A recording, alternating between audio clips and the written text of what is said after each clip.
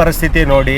ಯಾಕಂದ್ರೆ ಮನೆಯಲ್ಲಿ ಏನೋ ಇಸ್ಬಿಟ್ಟು ಎಲ್ಲೋ ಸಾಲ ತಗೊಂಡ್ಬಿಟ್ಟು ಇಲ್ಲಿ ಇವ್ರಿಗೆ ಗಾಡಿ ಕೊಟ್ಟು ಮಗ ದುಡಿತಾನೆ ಅಂತ ಬೆಂಗಳೂರು ಕಳಿಸ್ತಾರೆ. ಇವಾಗ ಇವ್ರು ಕೊಡೋ ಡ್ಯೂಟಿಯಲ್ಲಿ ಅಗ್ರಿಗೇಟರ್ ಕಂಪ್ನಿ 10 ರೂಪಾಯಿ 12 ರೂಪಾಯಿ ಕಿಲೋಮೀಟರ್ ಈ ಟ್ರಾಫಿಕ್ ಅಲ್ಲಿ ಓಡಾಡ್ಬೇಕು ಅಂತಂದ್ರೆ ತುಂಬಾ ಕಷ್ಟ ಇದೆ ಸರ್, ತುಂಬಾ ಕಷ್ಟ ಇದೆ. ಯಾಕಂತಂದ್ರೆ ಎಲ್ಲ ನೋಡಿ ಈ ಒಂದು ವೆಹಿಕಲ್ ನ ಯೂಸ್ ಮಾಡಿ ಎಷ್ಟು ವರ್ಷ ಆಯ್ತು ಸರ್? ಸ್ವಿಫ್ಟ್ ಡಿಸೈರ್ ಗಾಡಿ ಕ್ಯಾಬ್ಗೆ ತುಂಬ ಏನು ಅಂತಂದರೆ ಸಕ್ಸಸ್ ಆಗಿರೋ ಗಾಡಿ ಕ್ಯಾಬ್ ವಿಷಯಕ್ಕೆ. ಸರ್ ಏನು ರೀಸನ್ನು ಪರ್ಚೇಸ್ ಮಾಡಬೇಕಂದ್ರೆ? ಸರ್ ಅಂದರೆ ಮೈಲೇಜ್ ಮತ್ತು ಪರ್ಫಾರ್ಮೆನ್ಸ್ ಬಗ್ಗೆ ಮಾತಾಡೋಣ.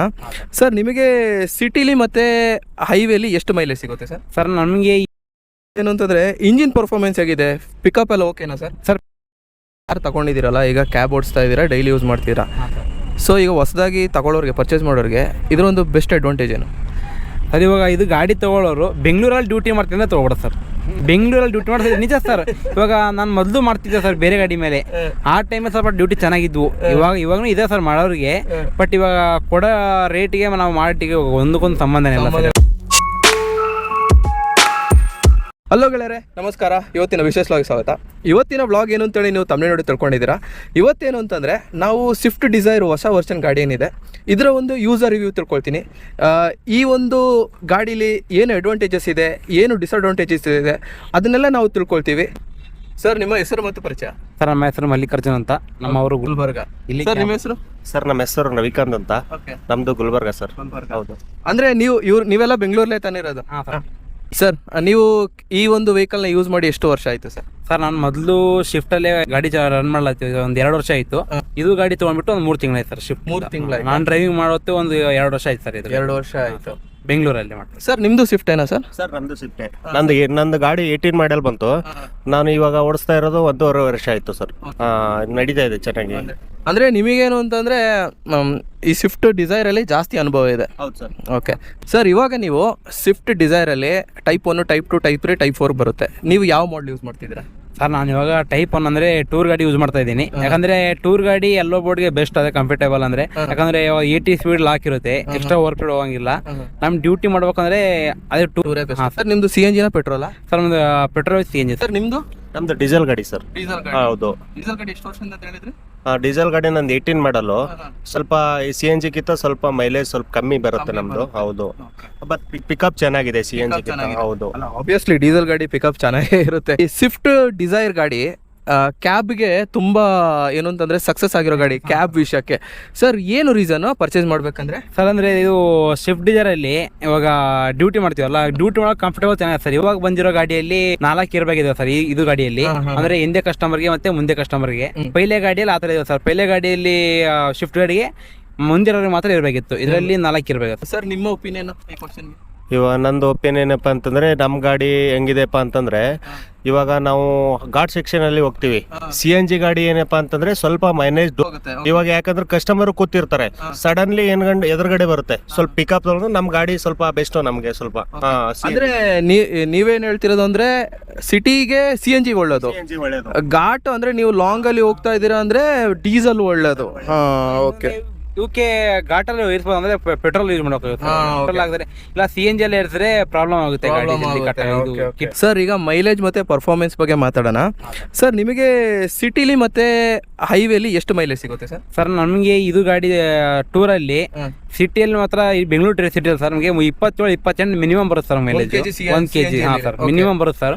ಆಯ್ತು, ಲಾಂಗ್ ಹೋದ್ರೆ ಒಂದು 38-39 ಸಿಕ್ಸ್ ಬರುತ್ತೆ ಸರ್. 38-39 ಸಿಗುತ್ತೆ. ಅಲ್ಲ, ನಾವು ಒಂದು ಲಾಸ್ಟ್ ಟೈಮ್ ವಿಜಯವಾಡ ಹೋಗಿದ್ದೆ, 900 ಕಿಲೋಮೀಟರ್ ಹೋಗಿದ್ದೆ.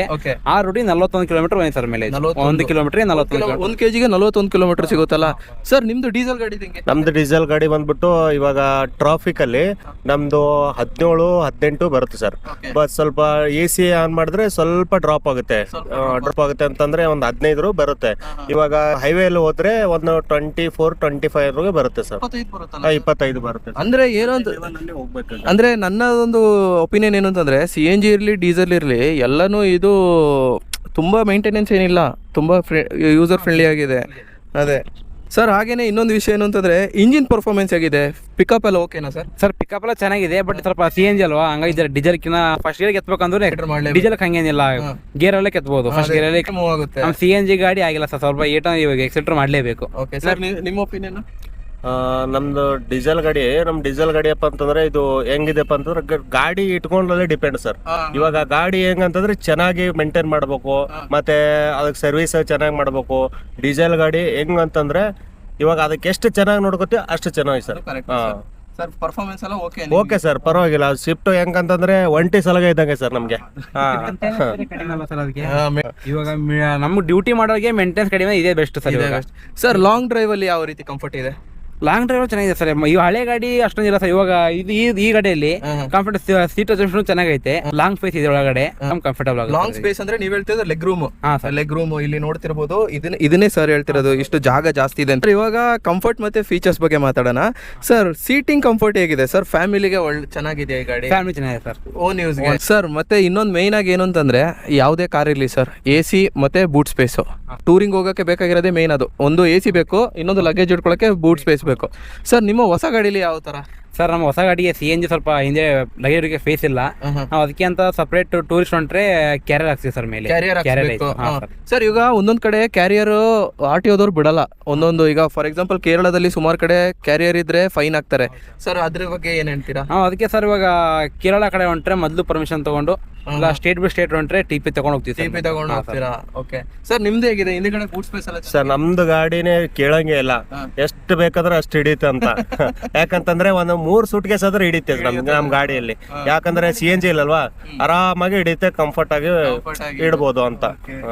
ನೋಡಿ ಎಷ್ಟು ವ್ಯತ್ಯಾಸ ಇದೆ ಅಂತ. ಇದೆಲ್ಲ ಯಾರಿಗೂ ಗೊತ್ತೇ ಇಲ್ಲ ಸರ್. ಇದೆಲ್ಲ ಗಾಡಿ ಎಲ್ಲರೂ ಕಣ್ಣು ಮುಂದೆ ನೋಡ್ತಾರೆ, ಬಟ್ ಗಾಡಿ ಒಳಗಿರೋ ವಿಷಯ ಇದೇನಂತಂದ್ರೆ ಈ ಥರ ಡಿಸ್ಕಸ್ ಮಾಡಿದ್ರೆ ಮಾತ್ರ ಗೊತ್ತಾಗೋದು.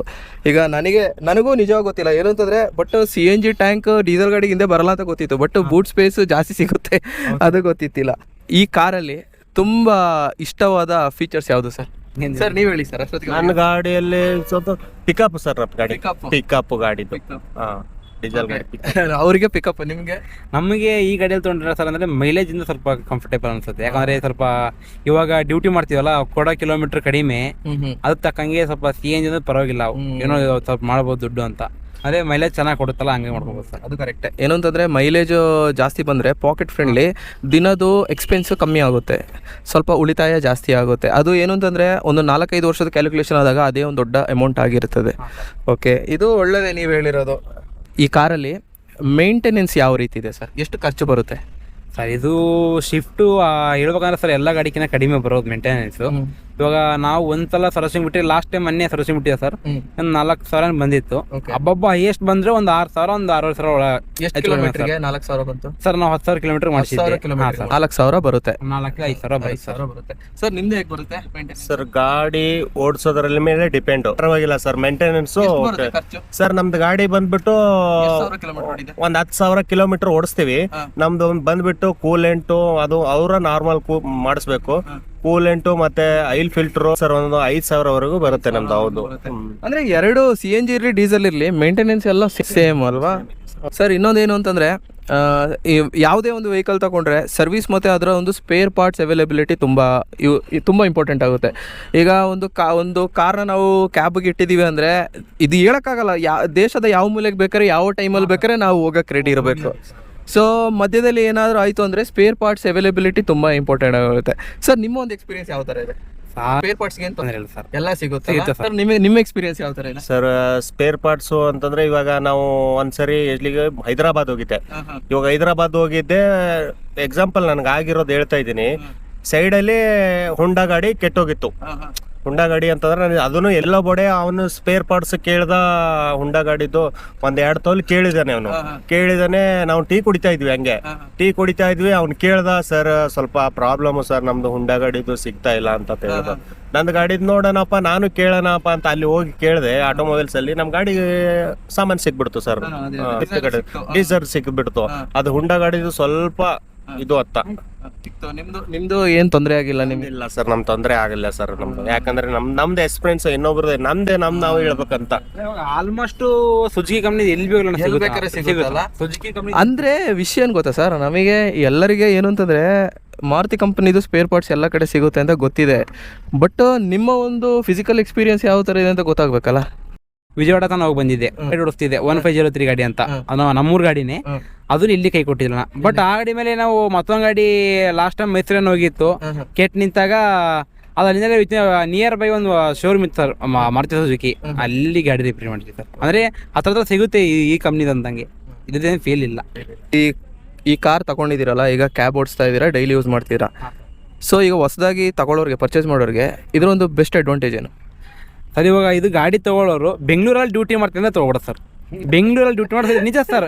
ಇವಾಗ ನಾನು ಮೊದಲು ಮಾಡ್ತಿದ್ದೆ ಸರ್ ಬೇರೆ ಗಾಡಿ ಮೇಲೆ, ಆ ಟೈಮಲ್ಲಿ ಸ್ವಲ್ಪ ಡ್ಯೂಟಿ ಚೆನ್ನಾಗಿದ್ವು. ಇವಾಗೂ ಇದೆ ಸರ್ ಮಾಡೋರಿಗೆ, ಬಟ್ ಇವಾಗ ಕೊಡೋ ರೇಟಿಗೆ ನಾವು ಮಾಡಿಟ್ಟಿಗೆ ಒಂದಕ್ಕೊಂದು ಸಂಬಂಧನೇ ಇಲ್ಲ ಸರ್. ಇವಾಗ ಹೆವಿ ಕಡಿಮೆ ಆಗ್ಬಿಟ್ಟಿದೆ. ಇವಾಗ ನೋಡಿ, ಮೊದಲು ಬೈಕ್ ಟ್ಯಾಕ್ಸಿ ಇದಿಲ್ಲ, ಇವಾಗ ಬೈಕ್ ಟ್ಯಾಕ್ಸಿ ಬಿಟ್ಟಿದ್ದಾರೆ ಇವಾಗ. ಹಂಗಾಗಿ ಕ್ಯಾಬ್ ಮತ್ತೆ ಆಟೋದ ಹೆವಿ ಹೊಡ್ತಾ ಬಿಡ್ತಿದೆ ಸರ್ ಇವಾಗ. ಇವಾಗ ಅದ್ರ ಮೇಲೆ ಈ ತರ ಹೊಸ ಹೊಸ ಗಾಡಿ ಅಂದ್ರೆ ಇವಾಗ ಒಂದ್ 2-3 ತಿಂಗಳು ಡ್ಯೂಟಿ ಮಾಡಿ ಗೊತ್ತಿಲ್ಲದಂಗೆ ಗಾಡಿ ಹೊರಗಡೆ ತೆಗಿತಿದ್ರು ಸರ್. ತೆಗೆದ್ಮೇಲೆ ಏನಾಗುತ್ತೆ, ಡ್ಯೂಟಿ ಬಿಡುತ್ತೆ ಅಲ್ಲ. ಇದು ಆಕ್ಚುಲಿ ಇವು ಗಾಡಿ ಬಂದ್ಮೇಲೆ ನಿನ್ನೆ ನಾನು ನೋಡೋದಂಗೆ 21 ಗಾಡಿ ಕಂಡಿದೆ ಸರ್. ನಿನ್ನೆ ಟೈಮಲ್ಲಿ ಮಳೆ ಬರ್ತಿದಲ್ಲ, ನಾನು ಇಲ್ಲಿಂದ ಹೊಸಕೋಟೆ ತನಕ ಹೋಗಿದ್ದೀನಿ. ಒಂದೇ ರೋಡಲ್ಲಿ 21 ಗಾಡಿ ಆಕ್ಸಿಡೆಂಟ್ ಆಗಿರೋದು. 21 ಗಾಡಿ ಆಕ್ಸಿಡೆಂಟ್ ಆಗಿರೋದು ಆಲ್ಮೋಸ್ಟ್ ನಮ್ಮಂತ ಗಾಡಿನೇ ಆಗಿದೆ ಸರ್. ಎಲ್ಲ ಕ್ಯಾಬ್ಗಳೇ ಗಾಡಿ ಅಂತ ಸೇಮ್ ನಮ್ಮಂತ ಗಾಡಿ ಸರ್. 25 ಮಾಡಲ್ ಗಾಡಿನೇ ಆಗಿರೋದು ಇದ್ರ ಗಾಡಿನೇ. ಅಂದ್ರೆ ಬೆಂಗಳೂರು ಡ್ಯೂಟಿ ನಂಬ್ಕೊಂಡು ದಯವಿಟ್ಟು ತೆಗಿಬೇಡಿ ಅಂತ ಸರ್. ಈಗ ಪರ್ಸನಲ್ ಯೂಸ್ ತೆಗಿದ್ರೆ ಪರ್ಸನಲ್ ನಡೆಯುತ್ತೆ ಸರ್. ಪರ್ಸನಲ್ ಕಾಂಟ್ಯಾಕ್ಟ್ ಇರುತ್ತೆ, ಡ್ಯೂಟಿ ಇದ್ರೆ ತೆಗಿಬೋದು ಸರ್, ಹಂಗೇನಿಲ್ಲ. ಬಟ್ ನಾವು ಆನ್ಲೈನ್ ಮಾಡ್ತೀವಿ ಅಂತ ತಿಳ್ಕೊಂಡು ಮಾಡಂಗಿದ್ರೆ ತೊಗೊಳಕ್ಕೆ ಹೋಗ್ಬೇಕು ಸರ್. ನೀವೇನು ಹೇಳ್ತೀರಾ ಅದಕ್ಕೆ? ಸರ್, ಇದು ಗಾಡಿ ಹೆಂಗತ್ತ ಬರ್ತಾರೆ, ನಮ್ಗೆ ಗೌರ್ಮೆಂಟ್ ರೇಟ್ ಪ್ರಕಾರ 24 ರೂಪಾಯಿ ಕಿಲೋಮೀಟರ್ ಕೊಡಬೇಕು. ಇವು ಅಗ್ರಿಕೇಟರ್ ಕಂಪ್ನಿ ಇದಾವಲ್ಲ ಸರ್, ಅಗ್ರಿಕೇಟರ್ ಕಂಪ್ನಿ 24 ರೂಪಾಯಿ ಕಿಲೋಮೀಟರ್ ಕೊಡಬೇಕು. ಇವು ಕೊಡೋ ರೇಟಲ್ಲಿ ನಾವು ಡ್ಯೂಟಿ ಮಾಡೋ ರೇಟಲ್ಲಿ ಯಾವುದು ವರ್ಕೌಟ್ ಆಗ್ತಾ ಇಲ್ಲ. ಇವು ಮನೆ ಪರಿಸ್ಥಿತಿ, ಮನೆ ಜವಾಬ್ದಾರಿ ಸಲುವಾಗಿ ಮಾಡ್ತಾ ಇದೀವಿ ಸರ್ ನಾವು. ಯಾಕಂತಂದ್ರೆ ಇದೇ ತರ ಆದ್ರೆ ನಾವು ಗಾಡಿ ಇಟ್ಟು ಮೇಂಟೈನ್ ಮಾಡೋದು ಸ್ವಲ್ಪ ಕಷ್ಟ ಆಗುತ್ತೆ ಸರ್. ಅದು ಸರ್ ಈಗ ಪರ್ಸನಲ್ ಯೂಸ್ಗೆ ತಗೋಬೋದಾ? ಪರ್ಸನಲ್ ಯೂಸ್ಗೆ ಪರವಾಗಿಲ್ಲ ಸರ್. ಪರ್ಸನಲ್ ಯೂಸ್ಗೆ ಈಗ ವೈಟ್ ಬೋರ್ಡ್ ಗಾಡಿ ಪರ್ಸನಲ್ ಯೂಸ್ಗೆ ಆರಾಮಾಗಿ ಕಂಫರ್ಟ್ ಆಗಿ ಇರುತ್ತೆ ಸರ್. ಗಾಡಿದ ಏನು ಹೇಳಂಗೆ ಇಲ್ಲ ಸರ್. ಏನು ಅಂತಂದರೆ, ಈ ವಾರದಲ್ಲಿ ನಾನು 3 ರಿವ್ಯೂ ವಿಡಿಯೋ ಮಾಡಿದ್ದೀನಿ. ಗೂಡ್ಸ್ ಗಾಡಿಯವರು ಮತ್ತು ಕ್ಯಾಬ್ ಅವರು 2 ಜನ ಹೇಳೋದು ಇದೊಂದೇನೆ, ಏನಂತಂದರೆ ಬೆಂಗಳೂರು ಡ್ಯೂಟಿ ನಂಬ್ಕೊಂಡು ಮಾತ್ರ ಗಾಡಿ ಹಾಕಬೇಡಿ ಅಂತ. ಯಾಕೆಂತಂದರೆ ಒಂದ್ಸತಿ ಗಾಡಿ ತೆಗೆದ್ರೆ 4-5 ವರ್ಷ ನಾವು ಟ್ರ್ಯಾಪ್ ಆಗಿಬಿಡ್ತೀವಿ. ಹೌದೌದು ನೋಡಿ ಸರ್, ನಾನು ಮೊದಲು ಬೇರೆ ಮಾಡ್ತಿದ್ದೆ ಸರ್. ಅವಾಗ ನೆಮ್ಮದಿಯಾಗಿದ್ದೆ, ಇವರು ನೆಮ್ಮದಿಯಾಗಿದ್ದೀನಿ ಸರ್, ಹಾಗೇನಿಲ್ಲ. ಬಟ್ ಅದು ಗಾಡಿಯಲ್ಲಿ ಮಾಡುವಾಗ 12 ಅವರ್ ಡ್ಯೂಟಿ ಮಾಡ್ತಿದ್ದೆ. ಬಟ್ ಆ ಟೈಮಲ್ಲಿ ಸ್ವಲ್ಪ ಕಿಲೋಮೀಟರ್ ಚೆನ್ನಾಗಿ ಕೊಡ್ತಿದ್ದ. ಇವಾಗ ನೋಡಿ, ಇದು ಗಾಡಿ ತೊಗೊಂಡ್ಮೇಲೆ 24 ಅವರ್ ಮಾಡಿದ್ರು ದುಡ್ಡು ಉಳಿಯಲ್ಲ ಸರ್. ಇನ್ನೊಂದೇನು ಅಂತಂದ್ರೆ, ಯಾವುದೇ ಒಂದು ವೆಹಿಕಲ್ ಇರಲಿ ಸರ್, ಅದರ ಒಂದು ಸೇಫ್ಟಿ ತುಂಬಾ ಇಂಪಾರ್ಟೆಂಟ್ ಆಗಿರುತ್ತೆ ಸರ್. ನಿಮ್ಮ ಒಂದು ಈ ಹೊಸ ವೆಹಿಕಲ್ ಅಲ್ಲಿ ಸೇಫ್ಟಿ ಫೀಚರ್ಸ್ ಯಾವ ರೀತಿ? ಸೇಫ್ಟಿ ಸರ್, ಇವಾಗ ಮೊದಲು ಬರುವಂತ ಗಾಡಿಗೆ ಏರ್ ಬ್ಯಾಗ್ಸ್ 2 ಮಾತ್ರ ಇದೆ ಸರ್. ಅಂದ್ರೆ ಡ್ರೈವರ್ ಮತ್ತೆ ಡ್ರೈವರ್ ಪಕ್ಕದಲ್ಲಿ ಇರೋದಿಗೆ. ಈ ಗಾಡಿಗೆ 4 ಇದಾವೆ ಸರ್. 4 ಹಾ ಸರ್. ಈ ಗಾಡಿಗೆ ಹಿಂದೆನೂ ಸೀಟ್ ಬೆಲ್ಟ್ ಕೊಟ್ಟಿದ್ದೇನೆ ಸರ್. ಇವಾಗ ಮುಂದೆ ಸೀಟ್ ಬೆಲ್ಟ್ ಇದಾವೆ. ಇವಾಗ ಏನೇ ವಿತ್ ಫಾಸ್ಟ್ 4 ಗೇರ್ ಬ್ಯಾಗ್ ಮಾತ್ರ ಓಪನ್ ಆಗುತ್ತೆ. ಹಿಂದೆ ಕುಂತಿರೋರಿಗೆ ಸೇಫ್ಟಿ, ಮುಂದೆ ಕುಂತಿರೋ ಸೇಫ್ಟಿ ಇದೆ ಸರ್. ನಿಮ್ಮ ಮಾಡೆಲ್ ಗಾಡಿ? ನಮ್ಮ ಮಾಡೆಲ್ ಗಾಡಿಯಲ್ಲಿ ನಮ್ದು 2 ಏರ್ ಬ್ಯಾಗ್ ಬರುತ್ತೆ ಸರ್. 2 ಏರ್ ಬ್ಯಾಗ್ ಬರುತ್ತೆ. ಸೇಫ್ಟಿ ಅಂತ ಅಂದ್ಬಿಟ್ಟು ಇವಾಗ ಗೌರ್ಮೆಂಟ್ ಮಾಡಿದೆಯಲ್ಲ ಸರ್, ಪ್ಯಾನಿಕ್ ಬಟನ್ ಅಂತ ಮಾಡಿದೆ. ಪ್ಯಾನಿಕ್ ಬಟನ್ ಸೇಫ್ಟಿ ಅಂತ ಅದು ಸರ್, ಅದು ಪ್ಯಾನಿಕ್ ಬಟನ್ ಅಂತ ಮಾಡಿದ್ದಾರೆ. ಅದು ಸರ್, ಅದು ಏನಕ್ಕೆ ಮಾಡಿದಾರೆ ಅಂತ ನಮಗಂತೂ ಗೊತ್ತಾಗ್ತಾ ಇಲ್ಲ. ಸೇಫ್ಟಿ ಏನಕ್ಕೆ ಮಾಡಿದ್ರೆ ಗೊತ್ತಲ್ಲ. ಇವಾಗ ಎಷ್ಟು ಸರಿ ಪ್ರೆಸ್ ಮಾಡಿದ್ರು ನೋಡಿ, ಇದು ಆಕ್ಚುಲಿ ಕ್ಲಿಕ್ ಮಾಡಿದ್ರೆ ನಾವು ಕಸ್ಟಮರ್ ಇಂದ ಇಲ್ಲಿ ಇಲ್ಲ ಡ್ರೈವರ್ ಏನೋ ತೊಂದರೆ ಅದ ಸರ್, ಕ್ಲಿಕ್ ಮಾಡ್ತೀವಲ್ಲ. ಇದು ನಮ್ದು ಯಶವಂತಪುರ ಗಾಡಿ, ಇದು ಇಲ್ಲಿಂದ RTO ಬರುತ್ತೆ, ಅಲ್ಲಿ ನೋಟಿಫಿಕೇಶನ್ ಆಗುತ್ತೆ ಅಂತ ಹೇಳ್ತಾವ್ರೆ. ನಾವ್ ಎಷ್ಟು ಸಲ ಕ್ಲಿಕ್ ಮಾಡಿದ್ರು ಯಾರು ನೋಟಿಫಿಕೇಶನ್ ಬರಲ್ಲ ಸರ್, ಪೊಲೀಸು ಬರಲ್ಲ ಸರ್. ಅದು ತುಂಬಾ ಕಾಸ್ಟ್ಲಿ. ಅದಕ್ಕೆ 16,000 ಫಿಟ್ನೆಸ್ಗೆ 16,000 ಕೊಡ್ಬೇಕು. 16,000 ಅಂದ್ರೆ ಒಂದು EMI ದುಡ್ಡು ಸರ್. ಅದು 1 ವರ್ಷಕ್ಕೆ ಒಂದ್ಸಲ ಚೇಂಜ್ ಮಾಡ್ಬೇಕು ಸರ್. ಅದು 1 ವರ್ಷಕ್ಕೆ ಮತ್ತೆ ರಿನ್ಯೂವಲ್ ಮಾಡ್ಬೇಕಾ ಸರ್? ಇದ್ರದ್ದು ರೀಸೇಲ್ ವ್ಯಾಲ್ಯೂ ಎಲ್ಲ ಯಾವ ರೀತಿ ಇದೆ ನಿಮ್ ಪ್ರಕಾರ? ಇಲ್ಲಿ ನೋಡಿದ್ರು ವ್ಯಾಲ್ಯೂ ಇದೆ ಸರ್. ಗಾಡಿ ವ್ಯಾಲ್ಯೂ ಇದೆ. ಹುಂಡಾ ಗಾಡಿ ಹಂಗಿಲ್ಲ. ಹುಂಡಾ ಗಾಡಿಗೆ ಒಂದ ಈಗ ನಂದು ಎಕ್ಸಾಂಪಲ್ ಅಂತಂದ್ರೆ ನಂದು 18 ಮಾಡಲ್ ಗಾಡಿ ಸರ್. 18 ಮಾಡಲ್ ಗಾಡಿ, ಇವಾಗ 18 ಮಾಡಲ್ ಹುಂಡಾನು ಇರುತ್ತೆ. ಆ ಗಾಡಿಗಿಂತ ನನ್ ರೇಟ್ ಜಾಸ್ತಿ ಇದೆ. ಯಾಕಂತಂದ್ರೆ ಗಾಡಿ ಇದು ಹುಂಡಾ ಗಾಡಿ ಸ್ವಲ್ಪ ಪ್ರಾಬ್ಲಮ್ ಇದೆ. ಯಾಕಂದ್ರೆ ಮೇಂಟೆನೆನ್ಸ್ ಜಾಸ್ತಿ. ಇದು ಗಾಡಿ ಸ್ವಲ್ಪ 0 ಮೇಂಟೆನೆನ್ಸ್ ಅಂತ ಹೇಳ್ಬೋದು, ಬಟ್ ನಡ್ಸೋರ್ ಮೇಲೆ ಡಿಪೆಂಡ್. ಸರ್ ಅದೇ ನಿಮ್ ಪ್ರಕಾರ? ನಮ್ ಪ್ರಕಾರ ಸೇಮ್ ಅವ್ರ ಹೇಳದಂಗೆ ಸರ್. ಯಾಕಂದ್ರೆ ಅವರ ಗಾಡಿ ಈ ಗಾಡಿ ಬಹಳ ವ್ಯತ್ಯಾಸ ಇದೆ. ಆದ್ರೆ ಇದಕ್ಕೂ ರೀಸೇಲ್ ವ್ಯಾಲ್ಯೂ ಇದೆ. ಆದ್ರೆ ಏನು ಅಂತಂದ್ರೆ ಅಟ್ಲೀಸ್ಟ್ 70% ಅಂತೂ ಸಿಗುತ್ತೆ. ಮಿನಿಮಮ್ ಸಿಗುತ್ತೆ ಸರ್. ಅದೇ ಯಾಕೆಂದ್ರೆ ಇದೇ ನೀವು ಟಾಟಾ ಗಾಡಿ ಅದ್ರ ಮೇಲೆ ಇನ್ವೆಸ್ಟ್ ಮಾಡಿದ್ರೆ ನಿಮಗೆ ಸಿಗಲ್ಲ ಸರ್. ಅದಕ್ಕೆ ಸುಮ್ನೆ ಒತ್ತಡ ಮಾಡ್ಬೇಕು, ಅದಕ್ಕೆ ಟೆನ್ಷನ್ ಜಾಸ್ತಿ. ಈ ಗಾಡಿ ಫಿಕ್ಸ್ ಸಿಗುತ್ತೆ. ಓಕೆ. ನಿಮ್ಮ ಕಾರಲ್ಲಿ ಒಂದು ಮೆಮೊರೇಬಲ್ ಟ್ರಿಪ್ ಯಾವುದು ಸರ್ ನಿಮ್ದು? ಅಂದ್ರೆ ಲಾಂಗ್ ಟ್ರಿಪ್ ಅಂದ್ರೆ ತುಂಬಾ ಇಷ್ಟ ಆಗಿರೋ ಒಂದು ಬಾಡಿಗೆ ಯಾವುದು ಸರ್? ನಮ್ಗೆ ತುಂಬಾ ಇಷ್ಟ ಅಂದ್ರೆ, ಒಂದು ನಾನು ಫ್ಯಾಮಿಲಿ ಜೊತೆ ಗಾಡಿ ತಗೊಂಡಿದ್ನಲ್ಲ, ತಗೊಂಡ್ಮೇಲೆ ನಾನು ಮತ್ತೆ ನಮ್ಮ ಬ್ರದರ್ 4 ಜನ ಬಂದಿದ್ವಿ. ಇಲ್ಲ ಫಸ್ಟ್ ಟೈಮ್ ಇಲ್ಲಿ ಬಂದು ಗಾಡಿ ಪರ್ಚೇಸ್ ಮಾಡಿ ರಿಟರ್ನ್ ಊರಿ ಅಂದ್ರೆ ನಮ್ಮ ಊರು ಸ್ವಂತ ಗುಲ್ಬರ್ಗ, ಇಲ್ಲಿಂದ ಗುಲ್ಬರ್ಗ ತಗೊಂಡು ಅದೊಂದು ನನಗೆ ಹ್ಯಾಪಿ ಮೂಮೆಂಟ್ ಅಂದ್ರೆ.